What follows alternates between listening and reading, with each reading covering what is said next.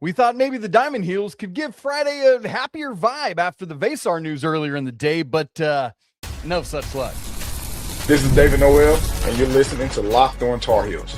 You are Locked On Tar Heels, your daily podcast on the UNC Tar Heels. Part of the Locked On Podcast Network, your team every day.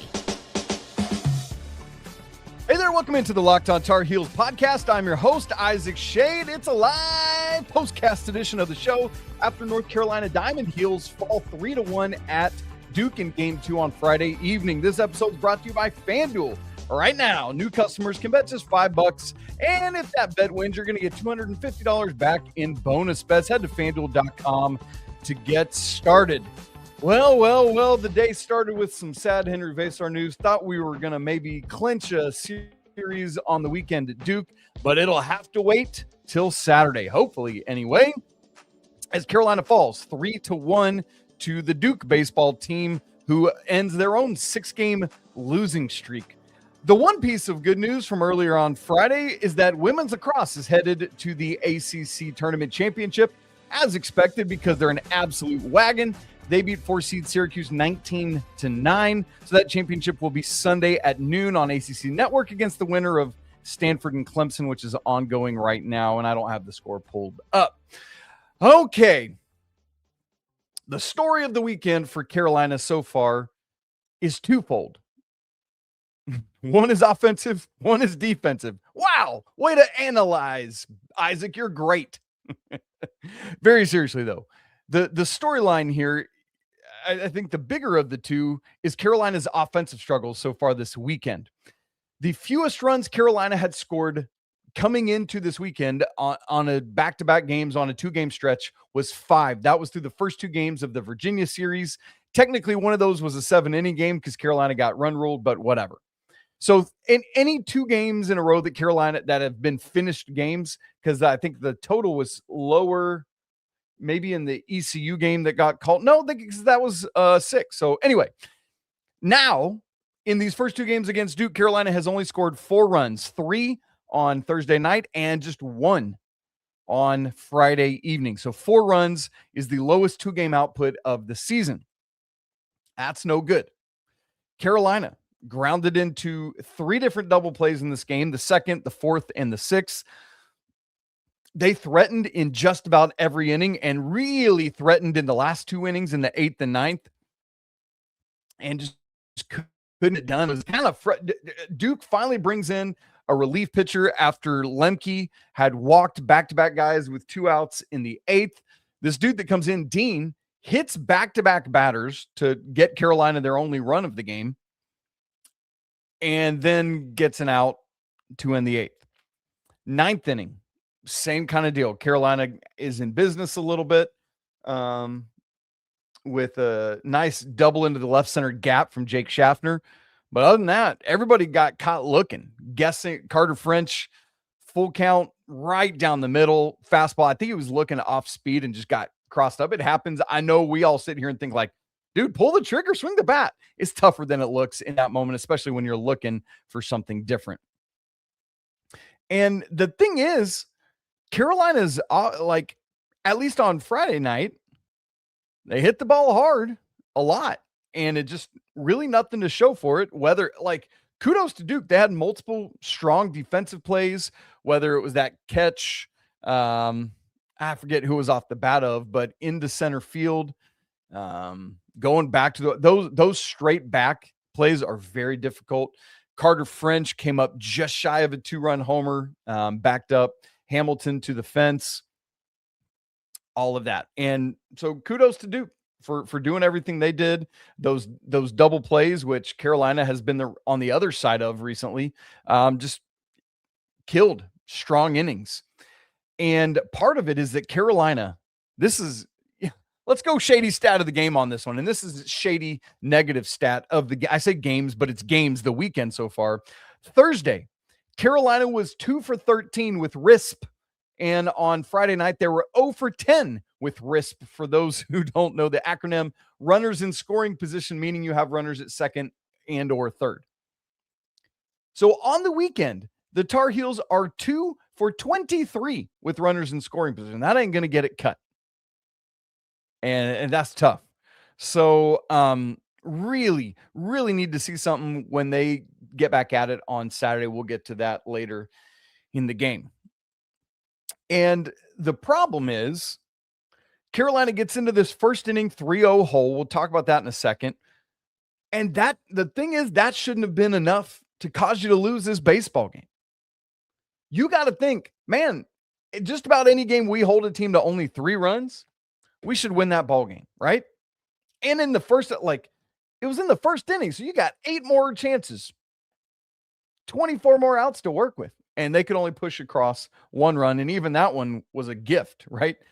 Back to back to back to back, walk, hit by pitch. I think Duke had 5 total hit by pitches on the night, 3 from Lemke, the starter, 2 from Dean, the reliever. But again, that shouldn't cause you to lose. Now, that is one storyline of this weekend so far, is Carolina's lack of offensive capability. The other storyline that's in the positive, in not 18, because Duke didn't have to hit in the ninth, in 17 innings pitched, Carolina has given up 0 earned runs. Now, the problem is they've given up 4 unearned runs. That's something to reckon with. But after a bit of a shaky start from Ryan Lynch, held Duke down. Duke, over the 5th, 6th, 7th, and 8th, Duke brought only 12 total batters to the plate. Only 2 of those innings were 1, 2, 3, but they faced the minimum, whether it was a pickoff or caught stealing, that helped do that. And so really nice job. Ryan Lynch, season high in strikeouts with 9, just 1 walk. It felt like he was a little more out of control than that, but still just 1 walk in this game. And so, DeCaro, obviously an absolute gem. And honestly, this one was too from Ryan Lynch. You know what I mean? It's just that it doesn't feel that way because of being in that 3-0 deficit the entire game, essentially, And so kudos to both Ryan Lynch and to Jason DeCaro, the starters. Kudos to Walker McDuffie on Thursday night for coming in, shutting the door in the 8th, and then 1, 2, 3 in the 9th. Kudos to Matty Mateus for coming in and throwing a 1, 2, 3 8th in this game. And that's, the other thing that you get from those starting pitchers doing so well is it really saves your bullpen arms. And you don't know what you're going to need on Saturday. And let's not forget also that Carolina is hosting Coastal Carolina on Tuesday. And I know it's a non-con game, but you don't have a weekend series next weekend. And you would love to take that game. That game, obviously you want to focus on winning this series, and we'll talk about it in a little bit. But anyway, I'm thinking further and further ahead. Critically, the ACC games matter more, though. So you got to focus on this game. And the nice thing is you've only thrown 4 arms so far this weekend. And McDuffie, how many he threw 12 pitches Thursday. So he'll be fine to throw on Saturday, tomorrow. And let's see how many Mateus threw. Probably not. He had 9. So outside of Lynch and DeCaro, literally every arm out there should be good to go on Saturday. So you're in a really good spot for that. Great job by Ryan Lynch. One of my favorite innings was the bottom of the 4th. He gave up a single, and I think that was to start the inning. Let's look at it here. Bottom of the 4th. Gave up a single to lead off. Then threw a wild pitch that allowed Quagliano to get to second. From there, it was a 2-2 count at that point to Tyler Albright. Only threw 7 more pitches in the inning, all strikes, struck out the side. Struck out Albright on the next pitch, struck out Lambden, top of the order on 3 pitches, struck out RJ Hamilton, second in the order on 3 pitches. And Ryan Lynch had Jake Lambden looking dumb. And I say that not as a dig on Lambden. Every batter looks dumb at some points in their life. Like me, I'm a lefty. I struggled my entire life against a good lefty on lefty curveball. I would look just silly. And so I'm not picking on Lambden. I'm just it's in Ryan Lynch's favor. Just absolutely had his number on Friday night. But again, the great start by Lynch is spoiled by the lack of ability from Carolina's offense in this one. And so really, really good job from Ryan Lynch to keep Duke at bay long enough to see if Carolina could do something. And Carolina did enough other than the key hits. They just literally never came. 0 for 10 with runners in scoring position. Had a couple balls that went to the warning track or close to it. And so you got everything except that key clutch hit. So what I want to get to then is the thing that caused the 3 runs to be able to score and how that just put Carolina behind the 8 ball from the get-go. And we'll look at a few other that coming up here in just a second. Right after I tell you about FanDuel, y'all, the NBA playoffs are here where every possession matters, every matchup's magnified, and every game can swing a series right now. FanDuel is giving new customers just like you a great way to get in on the action. Here's what I really like about it. You just bet $5, and if it wins, you're going to get $250 in bonus bets. The app makes it so easy to follow the action with player stats, trends, matchups, all right there in one place. During the playoffs, that extra insight really helps make sure you have an engaging playoff experience from start all the way till finish. Right now, I just checked the lines to see if Carolinas had moved after the Henry Vasar news, but Duke, Michigan, and Florida all lead the way in national championship odds for next year at plus 700. Carolina's way back at plus 3,500. They were plus 3,000.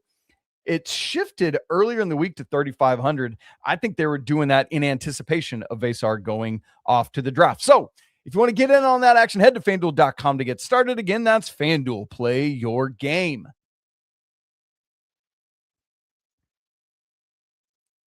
All right. Unfortunately for Carolina, the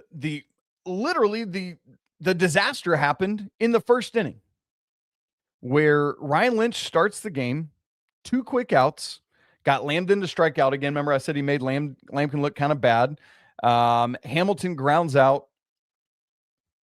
And then it's a 2-out rally. Ah, man. Again, without this, I mean, who knows how the game actually plays out, but it's a 1-0 Carolina win.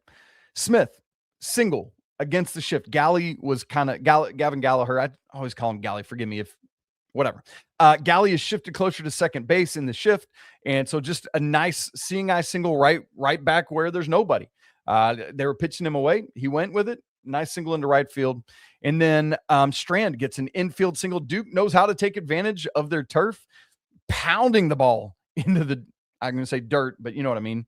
And then is the critical moment. DeMartini comes up, gets a deep fly ball to right field.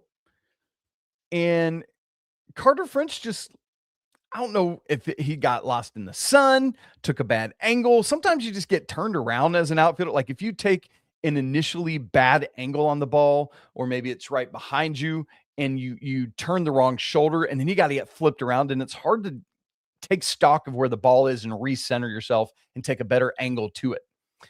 And so French initially got off to a bad start, but then he got up under it, got his glove up, but I think he was still a little bit out of sorts. It hits his mitt, like right in the palm, and bounces out.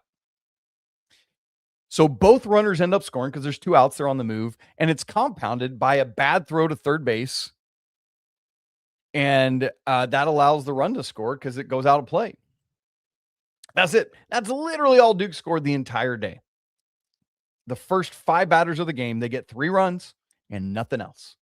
Again, kudos to Ryan Lynch. Kudos to Carolina the rest of the way. But it's just, you hate it for Carter French. Like, if you're an athlete, you've been there. And then not only do you miss the ball, but you make an overthrow that allows another run to score. And then you're feeling like you're trying to make up for it the whole rest of the game. What did Carter French end up doing on the game? It was 0 for 4 with a strikeout too. So, like, man, you hate that. Carolina only managed 1, 2, 3, 4, 5, 6 hits on the night. 2 of them were by Jake Scheffner. How many did they have? 1, 2, 3, 4, 5, and only 6 hits on Thursday night as well. So in totality, Carolina has 12 hits in 2 games. That ain't it, man. Got to get going on Saturday. And Lemke should have been the guy to do it against. He's been struggling, had lost his last 2 games. And look, I'm a dude that loves a pitcher's duel. I'm here for it. but I felt like Carolina should have been able to solve him. And I think that there is the issue. But kudos to Peter Lemke for battling, did really well, held Carolina at bay, and was really pitching to contact. Carolina got a lot of solid contact, at least 2 lineouts. There was one to third. There was one, I remember Eric Paulson had one to first. Great to have Eric Paulson back in the lineup, by the way, was out yesterday sick under the weather. And so he's back at first base. That moves Tyler Howe back to left field. He had played first in Paulson's place. And what was the other thing I was going to say? Jaden Nunez gets the start again at DH in place of Heineck, and then Heineck comes in and pinch hits. Has a single on his first at bat, and that's what it was. He's the one that comes up in the top of the 8th, bases loaded, 2 outs, works a full count, and you're like, we got something here, and then strikes out. It really, kudos to Dean. Really good 3-2 breaking ball. And I think maybe even, in fact, that's why Carter French was looking for it in the 9th when he got a full count, because I'm actually putting these pieces together now. That's the pitch that Dean had used to strike out Heineck to end the 8th. And so French is looking for it in the 9th and just got crossed up. So that it just happens sometimes. I've been continuing to track how Macon Winslow does against his former team. Not been good so far. On Thursday, 0 for 4 with 3 strikeouts, did have 1 base on balls, and did have a hit in this game and 1 base on ball as well. So, 1 for 3, 2 for 4 in terms of on base percentage. So a good night at the plate there. Didn't strike out after that hat trick strikeout on Thursday, but did remember he had that 1 throwing error. That's what gave Duke that 1 run on Thursday, but had multiple nice plays. On one of the 2 innings where Carolina faced the minimum, but it wasn't a 1-2-3. I think it was the 6th, if I remember correctly. Duke had gotten on first. I forget, hit or walk, whatever it was. And a great throw behind to first base.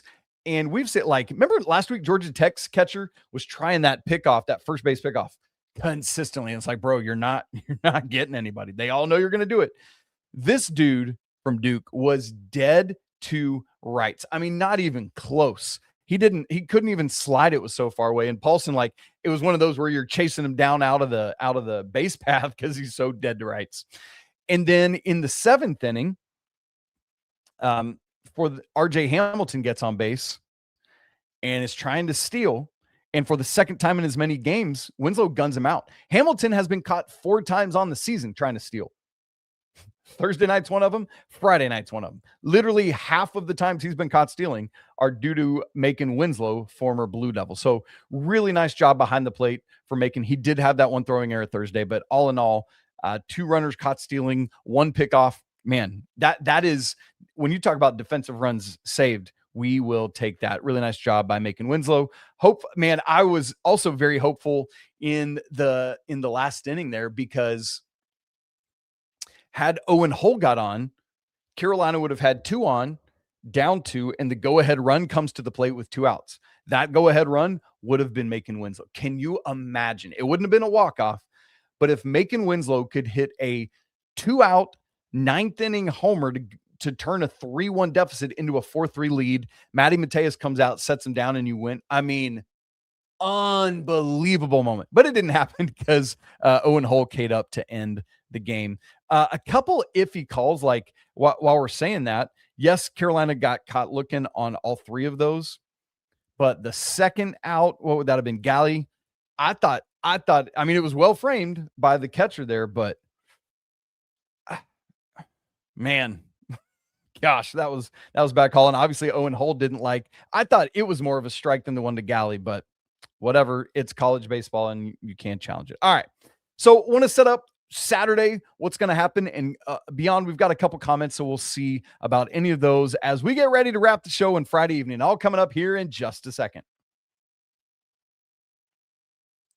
right after I tell you about Indeed. Workplace chaos, your deadlines are stacking up, your inbox is overflowing, and the one position that you still need to fill is sitting there wide open. So when the pressure's on and you need to make the right hire, that's a job for Indeed sponsored jobs, who helps you reach the people who actually fit what you're looking for, the skills, experience, location. So you're not just hoping that the right candidate is going to stumble across your post. Here's a stat that says it all. In the minute that I'm talking to you, companies just like yours make 27 hires with Indeed, according to their worldwide data. So if you're hiring, spend less time searching, more time actually interviewing candidates who check all your boxes. Less stress, less time, but more results. When you need the right person to cut through the chaos, baby, that's a job for Indeed sponsored jobs. And listeners of our show are going to get a $75 sponsored job credit to help your job get that premium status it deserves at Indeed.com/podcast. So head there right now and support our show by saying you heard about Indeed on Locked On Tar Heels. Indeed.com/podcast. Terms and conditions apply. Need to hire? That's a job for Indeed sponsored jobs.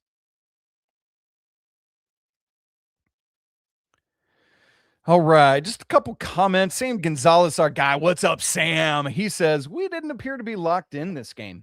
Yeah, it almost felt, again, it's rivalry. And even though it's baseball, it's not the same kind of thing as like the basketball rivalry or even women's basketball or football. Like it is still there. And I wonder, it's one of those games. And if you're an athlete, this, especially as a baseball player, like as you get into these later innings, the offense is struggling. You're not able to do much. The pressure starts mounting and you kind of start putting a little more pressure on each pitch. You stop reacting and you start thinking a little bit more. There you go, Carter French with that 9th inning strikeout. Like you've got to find a way in that moment to, even if you're looking, like I would probably be looking fastball and defend against the off speed and just keep my hands back, short stride, go. So if I'm looking fastball, I'm ready to pull on that really quick. But if he goes off speed, hopefully I can slow down enough just to foul it off and wait for that fastball to come. I think he got caught looking the other way where he's looking off speed and then you can't pull the trigger on that fastball if you're not ready for that. So I would have been looking the other way, but I totally get what he did. And then Sam also says, if we play like we've played this series, we'll be out of the playoffs pretty quick. And I'll specify that and say, not with pitching. If Carolina pitches like they've been pitching, they're going to be in great shape. They did it against Georgia Tech last weekend. They've done it against Duke so far, and only 2 more regular season series after this. We'll talk about those in just a second.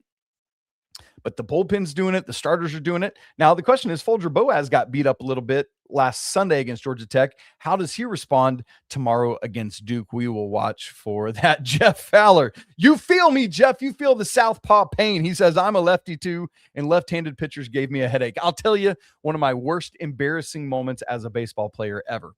When I was a senior in high school, I had the opportunity to go try out for like the Georgia all-state team. I played our high school, Eagles Landing High School, was in the biggest 5A was the biggest classification in Georgia.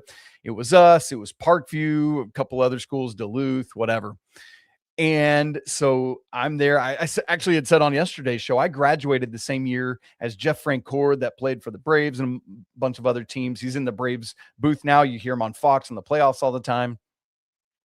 Brian McCann, who was the Braves catcher for a long time, caught for other teams as well. We all graduated the same year. So those guys are there. And we were doing like a simulated game. And one of my best friends from my high school, also a lefty pitcher, just like me, on opposite teams. And I had to come face him. And my buddy's name is Derek Fine. And Derek had one of the best, just lefty 12-6 curveballs I had ever faced in my life. And I knew that he knew that I couldn't hit it. And when I tell you, Jeff, that he made me look more foolish than I've ever looked in my life. I mean, I was so out front. I was down on a knee. It was completely embarrassing. So there you go. There's Isaac's little anecdote from that. Yeah, we are all made to look silly at times in our life, and that was one of them for me. All right, so coming up on Saturday, our guy, R.L. Bynum, I thankfully saw this tweet from him right before we went live. That first pitch tomorrow was supposed to be at 3 p.m. It's been moved up to 2 p.m. So mark your calendars for that. Similar to Friday, it's going to be on ACC Network Extra. So I will, if you're in the Locked On Tar Heels Discord, I'm going to drop the link for it in there so you don't miss it. I'll probably also post it on Twitter so that you can catch it there, because I know it's hard to go find that sometimes. And so just make sure you know that game's on ACC Network Extra.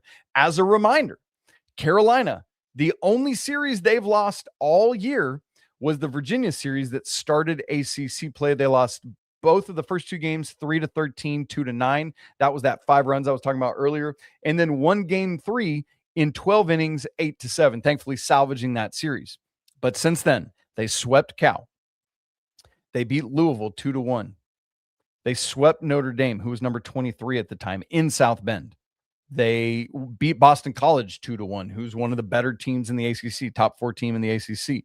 They lost the first game at Clemson, but came back to win game 2 in 14 innings to salvage that series streak, and then won on Sunday 12-5. And then last weekend, Georgia Tech, they won the first 2 games and lost the last one. And so now here we go again. Rubber match, an opportunity to keep this series streak alive. What Carolina needs to do is you just got to wash Thursday and Friday, right? It's that whole goldfish mentality as an athlete where you got to just come out, swing freely. Would love to see Carolina do what they did against Georgia Tech last weekend and just get going early and often. This Duke team is not good. They know they're not good, but they're playing with house money at this point because they're not a postseason team. It's against Carolina. And so they're like, screw it, let's go win, right? And so Tar Heels got to be ready to go. Folger Boaz got to be ready to pitch. And as I said, Carolina is hosting Coastal Carolina on Tuesday. It's going to be on the ACC Network. That's a big game. We might go live after that one. I don't know my Tuesday night schedule yet, but would love to do that. I mean, as you look, what NCAA baseball rankings, I'm not sure what the Chants are ranked right now. Let's look at their most recent ranking. They are 9th. So this is a top 10 matchup coming up this weekend. Last year, weren't they in the championship series? If I remember correctly, obviously they won the College World Series several years ago. I mean, again, if you're not familiar, Coastal Carolina is a great college baseball team. Hi, Melinda. Good to see you. Welcome in. Glad you're here. Yes, bummer today. Henry Vasar at the beginning of the day.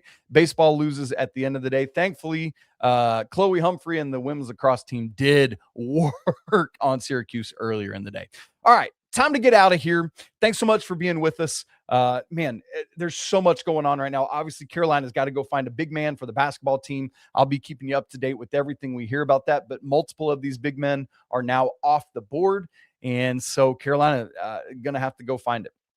If you're not subscribed to the show on YouTube, go do that right now in the bottom corner. If you're watching, if you haven't hit the bell notification and enabled all, that'll make sure that you don't miss a second of the show. If you don't also download the audio versions of the show, could I kindly ask that you go do that? Even if you're a YouTube watcher, it would be so meaningful if you would just download the audio versions, set it to auto download. I know it sounds silly, but it really helps. Join that Locked On Tar Heels Discord that we were talking about earlier. That link's in the show notes, as is the link for our Everydayers Club, where you get one-on-one texting with me. You get ad-free versions of the show and more. Check it out. That link's in the show notes. All right, let's get out of here. I want you all to say it with me. Even after a loss, even after losing Henry Vasar, it's always a great day to be a Tar Heel. We'll talk again tomorrow after the game. Yeah, we will go live, win or lose. But until then, peace.